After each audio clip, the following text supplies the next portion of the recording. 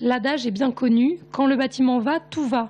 Mais en Touraine, les chiffres du secteur sont plutôt alarmants. C'est 450 emplois qui ont été perdus depuis le début de l'année, une quinzaine d'entreprises en liquidation judiciaire et plus d'une trentaine qui sont en cours de redressement judiciaire actuellement. Des carnets de commandes qui peinent à se remplir du côté des travaux publics également, avec de moins en moins d'appels d'offres.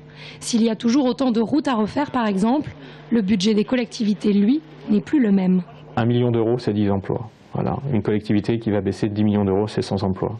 Ce que ça représente à peu près en termes de travaux publics. Beaucoup d'entreprises sont inquiètes sur l'activité pour la fin 2014, donc c'est-à-dire sur les quelques mois qui restent, le dernier trimestre qui reste, et même sur le mois qui va démarrer, c'est-à-dire le mois d'octobre, puisque certaines n'ont pas encore l'activité nécessaire pour faire travailler tous leurs employés au mois d'octobre.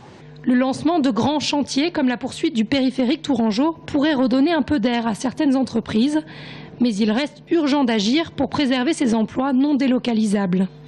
À l'opposé, d'autres domaines continuent à recruter, le tourisme, la viticulture, l'industrie ferroviaire et aéroportuaire, l'aide à la personne ou encore les banques. Il y a eu des vagues de recrutement qui ont été massives dans les années 70, avec donc des collaborateurs qui partent aujourd'hui à la retraite et que nous remplaçons en accueillant de nouvelles personnes. En un an, tout secteur confondu, 25 000 offres ont été pourvues dans le département.